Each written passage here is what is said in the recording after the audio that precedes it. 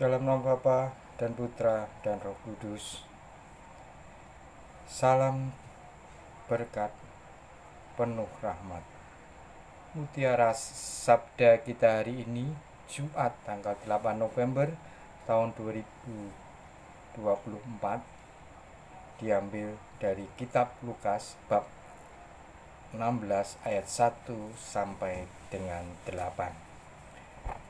Dan Yesus berkata kepada murid-muridnya, ada seorang kaya yang mempunyai seorang bendahara. Kepadanya disampaikan tuduhan bahwa bendahara itu menghamburkan miliknya. Lalu ia memanggil bendahara itu dan berkata kepadanya, apakah yang aku dengar tentang engkau? Berilah pertanggungjawaban atas urusanmu, sebab engkau tidak boleh lagi bekerja sebagai bendahara.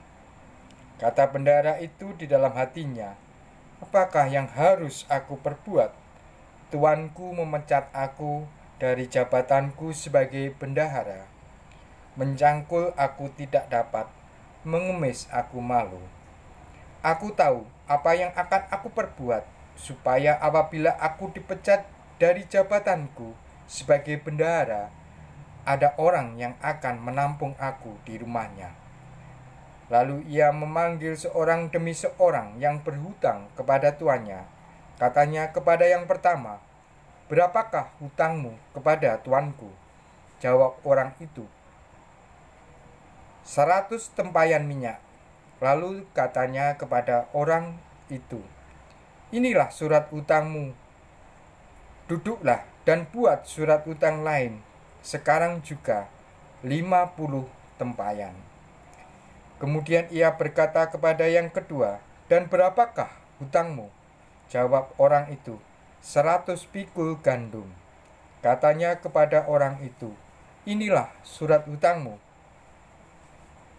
Buatlah surat hutang lain, 80 pikul.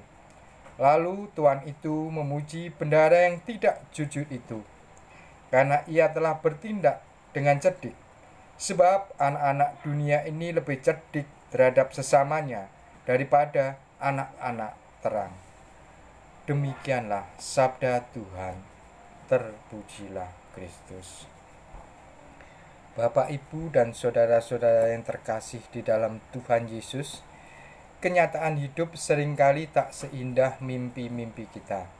Apa yang kita harapkan belum tentu menjadi kenyataan.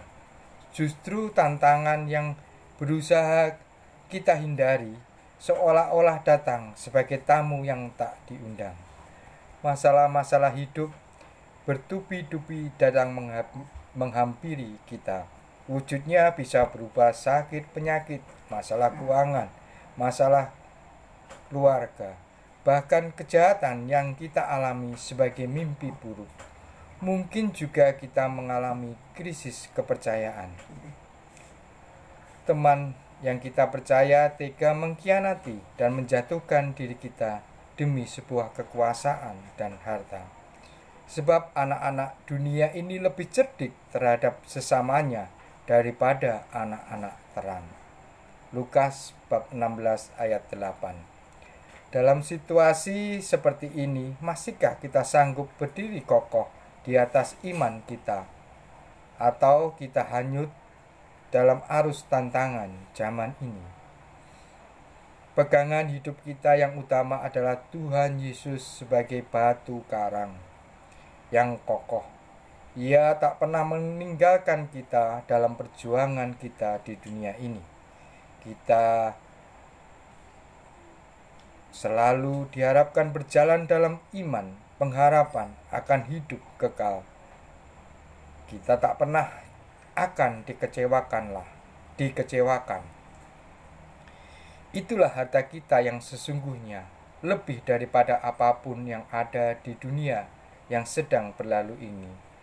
Jadi jikalau kamu tidak setia dalam hal mamon yang tidak jujur, siapakah yang akan mempercayakan kepadamu harta yang sesungguhnya?